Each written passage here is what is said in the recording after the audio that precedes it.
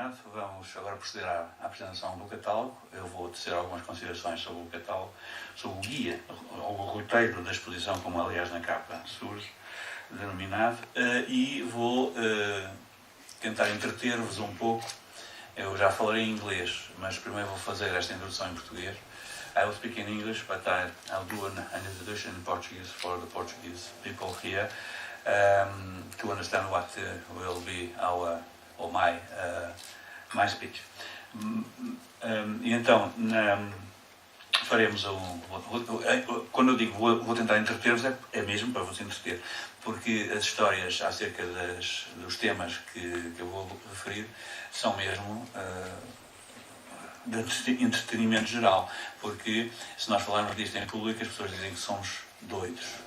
Não é? Portanto, temos que falar disto em termos de entretenimento. De outra maneira, não será fácil percebermos o que se passa. Portanto, temos na exposição duas imagens muito fortes. Essas duas imagens são a imagem de São João Batista, que está aqui presente, um São João Batista completamente fora da caixa, como se costuma dizer, revestido com uma pele de porco, o que é perfeitamente inusitado, é o único caso conhecido, além disso, esta imagem foi encontrada no fundo do Rio Zezer. Alguém a abandonou lá, exatamente perto de Limeiras, o sítio do cais Templário, ou do estaleiro Templário, e tudo leva a crer que esta imagem seja proveniente da Igreja de São João Batista, em Tomar. Porque é que ela foi abandonada? Talvez a pele de porco seja uma justificação para o caso. Agora, a partir de agora falarei em inglês, é só para terem esta noção. Depois, quando me referir a Santa Maria Madalena, também farei alguns comentários em português. So, this image you are seeing, it's St. John the Baptist, and this image was found in the bed of the river Zezer, next to the temple castle of Zezer, and next to the place where the ships, Templars used for the discoveries, were built.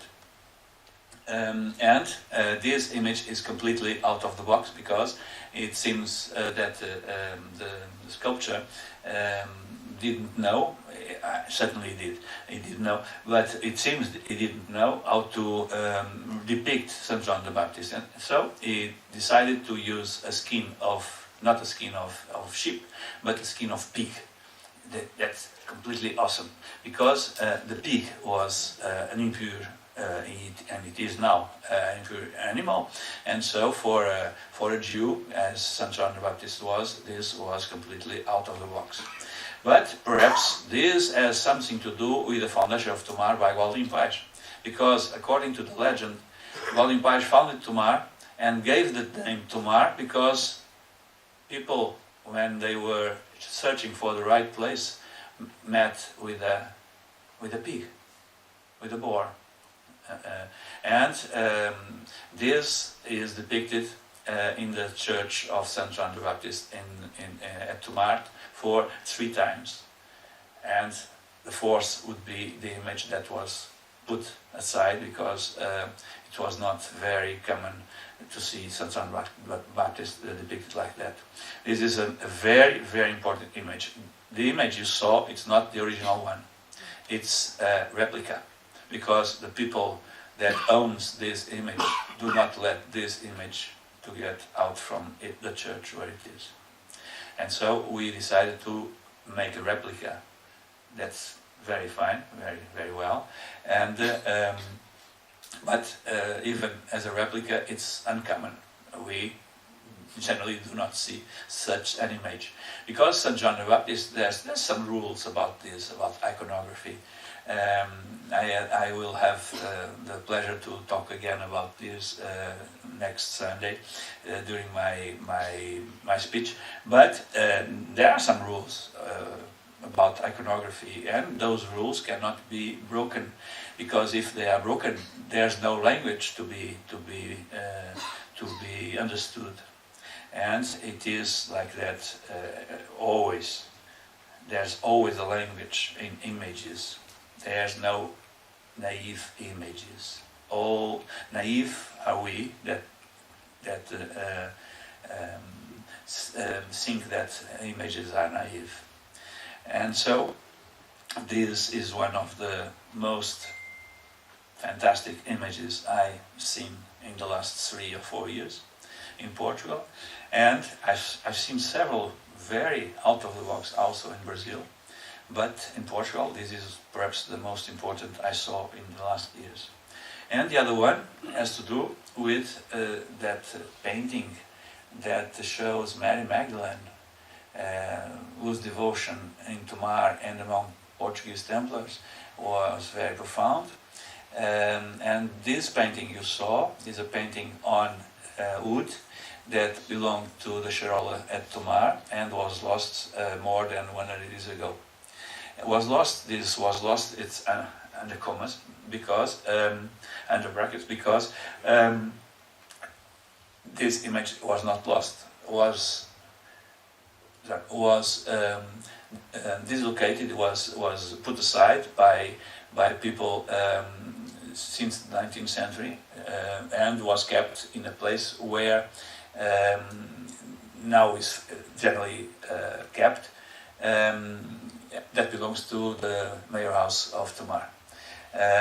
And this image is very important because it shows Mary Magdalene with some symbols that are connected with her story and her mission and her legend.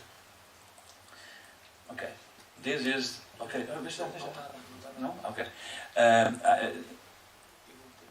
Okay, I'll show you a normal St. John the Baptist for you to understand. A normal one.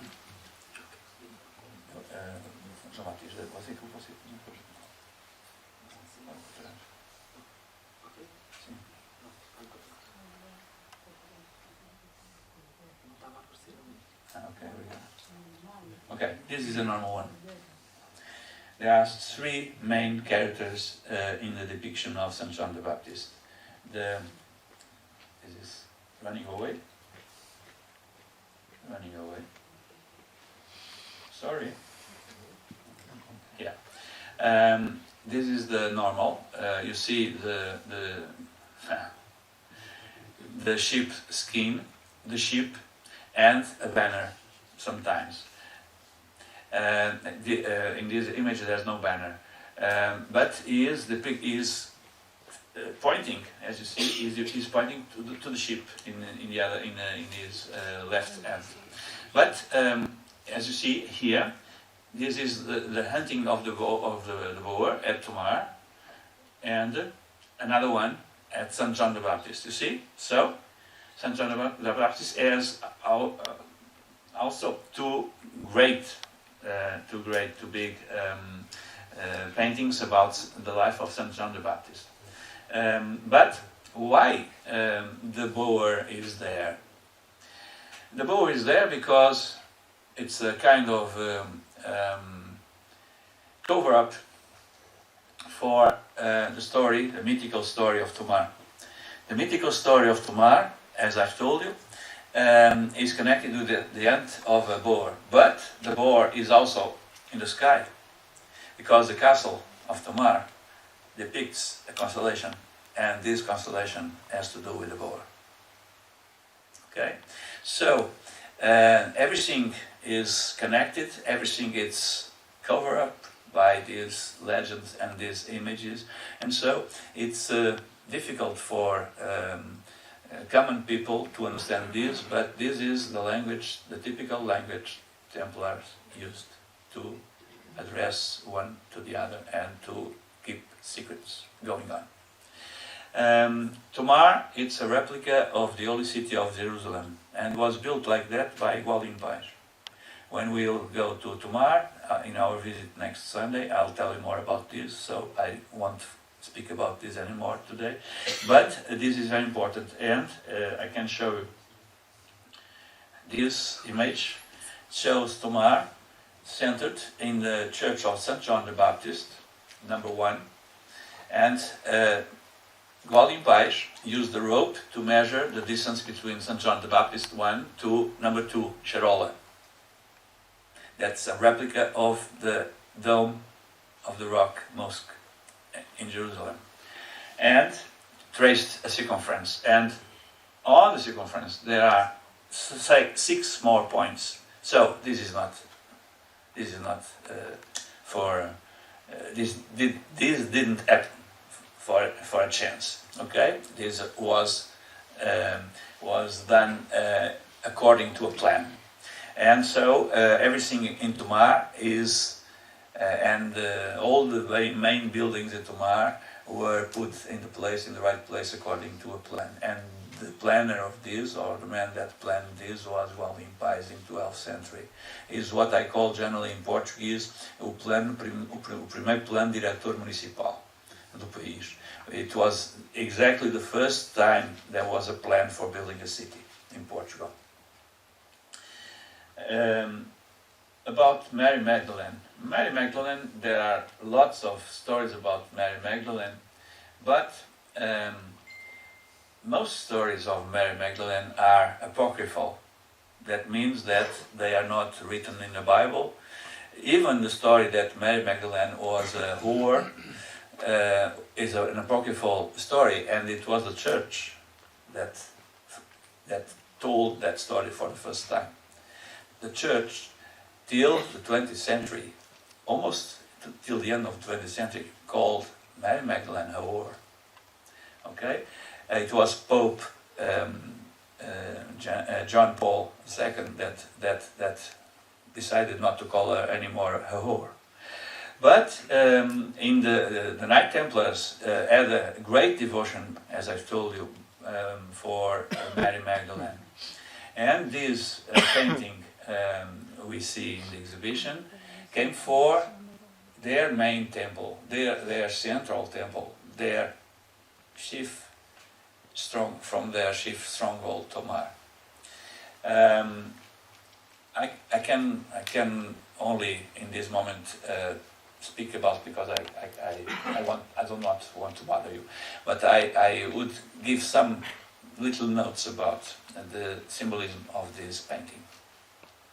The painting, as you have seen, has a frame all around with letters. There's a phrase in the frame, and these letters show a verse from the Canticle of the Canticles.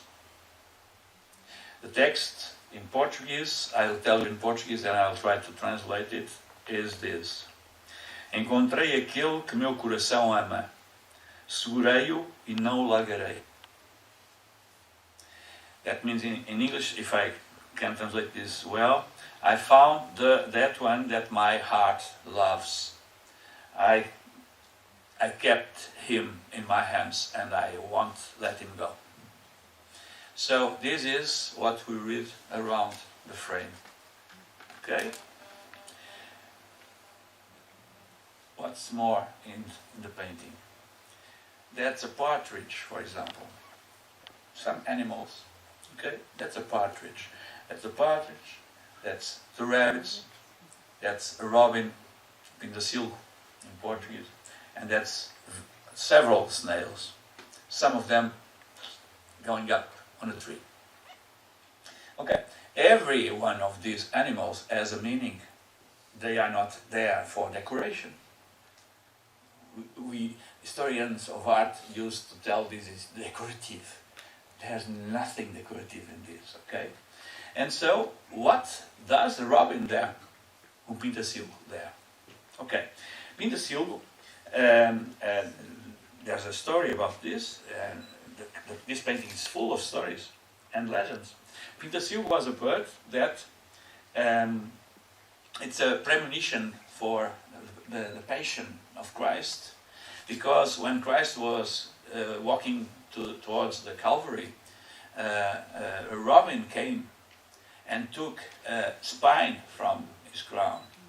And when he took a spine from his crown, blood of Christ was split, and then the robin got that red on the head. It's the story. That's an apocryphal story, but it's the story, traditional story. And in Portugal, this story was very wide known. Okay, so this bird shows. You know why it's important to know which bird it is. which animal it is, because it's only a bird, has nothing to do with symbolism. A bird is not symbolic, but a robin is, a chicken is, a ostrich is, a parrot is. Okay, we must decipher whose animal it is on site. And this one has to do with the Passion of Christ, and this kind of good action the bird did, and so he was marked with the blood of Christ. So this bird being there means that Mary Magdalene is exactly keen on this subject, the Passion of Christ, through the bird. Because the animals are translations of other ideas. Symbols are always translations of other symbols. A symbol has always two parts. The definition of a symbol is something that is broken in two parts, and when it's needed we can fix again and both parts connect exactly. That's the definition of a symbol. So a symbol has always two parts. I give you an example. For example, even modern one, the symbol of Apple computers. Okay, it's people would say, that's an apple. No, if it was an apple, it was meaningless. It's an apple with a bite. You see, two parts, an apple and a bite. And the apple, we know that someone might or have bitten the apple. Someone in our stories. Who was? Adam and Eve. So it was in 1977 a great scene to have one of those computers. Okay, and the designer who drew that was more than 2 weeks trying to figure which symbol to use. But because before that symbol, the symbol Apple used was Newton with an apple on his head, for example. Okay, completely different. So, the robin, the snail. The snail, we understand the meaning because the snail has the symbol of a spiral in it. A spiral in it, and the spiral of the snail and of some of those animals with this kind of spirals are connected with some geometric canons. The number of the golden number, or phi, or so. But this snail has to do with something that is not from this world. It keeps with him something that is not from this world, that is from another world. And he goes up on trees. So this idea of getting up, losing sight of this world and getting into another. Okay?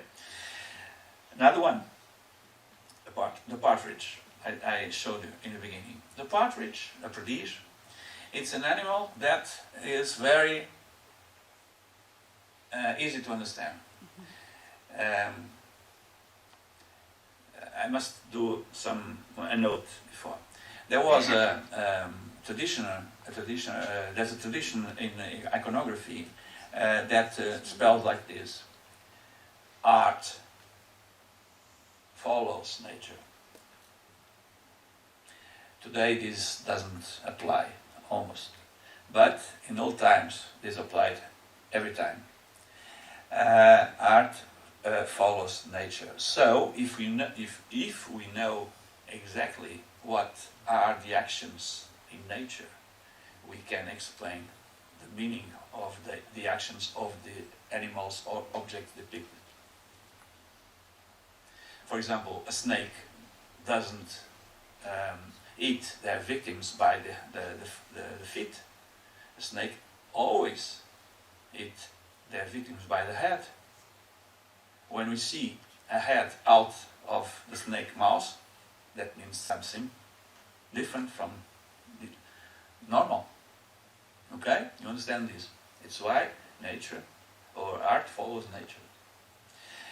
So the partridge, it's an animal that generally goes on pairs. A female and a male. They gather for a life sometimes. This is nice because Mary Magdalene gathered also for a life with Christ, one is told. And more, it's an animal that sometimes takes the eggs of other birds and try to warm them and to have babies, to have new animals that are not partridges. And as they are not partridges, if you look to nature, we'll understand this. There's an author that studied this, Conrad Lorenz, studied this kind of question. For example, when we look for this, we'll understand that when a bird, that a partridge gave birth from other species, hears the voice of his mother, goes away to his mother, doesn't want to be with a partridge anymore. Okay? And this, in the ideas of who painted this painting, in the idea of who painted this painting, meant that Mary Magdalene knew exactly the voice of his mother, or her mother. Okay? So, even being called a whore, she knew exactly from where she came. Okay? And she would respond to her mother. In old times, before Trent Council, this would mean that she would follow the church.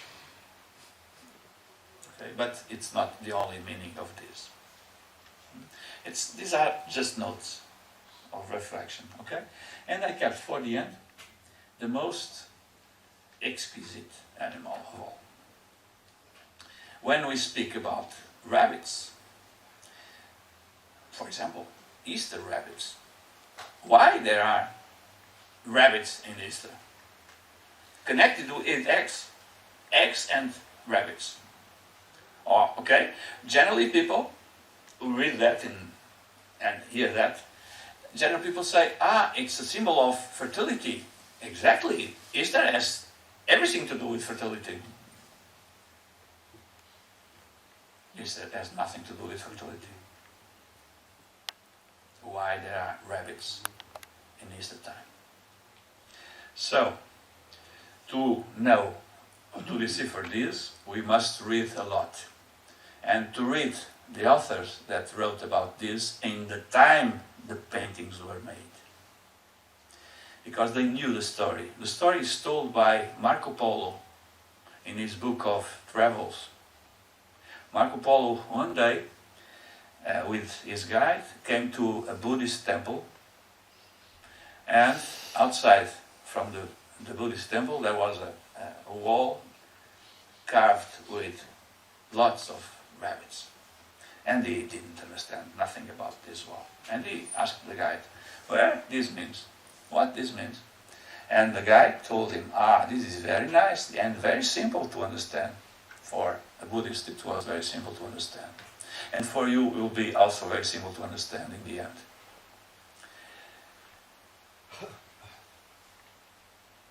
You see this rabbit here? Okay, this rabbit here is the same rabbit everywhere and in the end. And it was a very good rabbit. So good, so good, so good, that he gave his life for another rabbit. And Marco Polo, I can imagine, thought, wow, I know this story.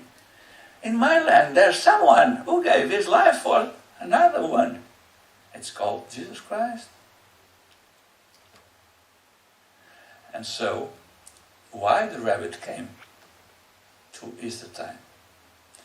Rabbit in Easter time is Buddha. Christianity and Buddhism together since the 14th century.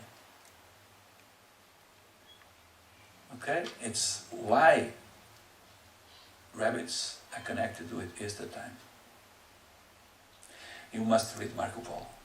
It's the only author that speaks about this.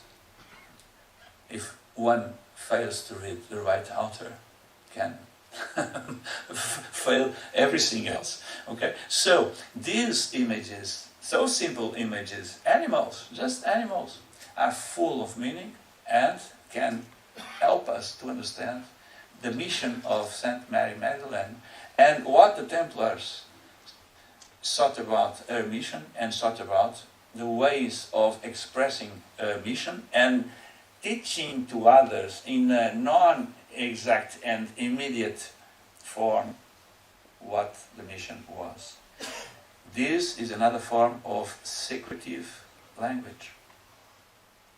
Perhaps you saw in the exhibition a book where the phrases and the letters were connected with numbers. So there was no secret.